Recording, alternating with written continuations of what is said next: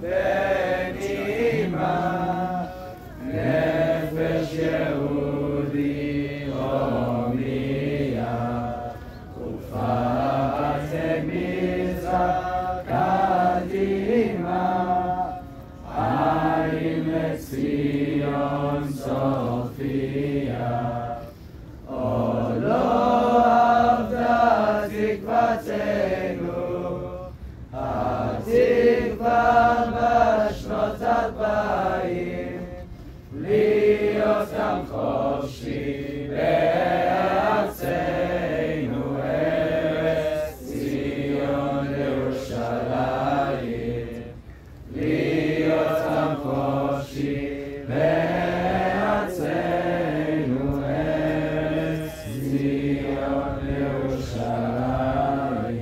Just before we end off, I want to just say one last thing. Is that we've all had this experience now.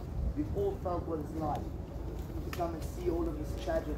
But now it all matters about what we do with this experience. Are we just going to let this experience pass us, or are we going to do something about it and actually change what the circumstances? And it's all of our jobs. Everyone here is quite young, and we are the future. We are going to be able to prevent this from happening in the future. So you have to fight for the future.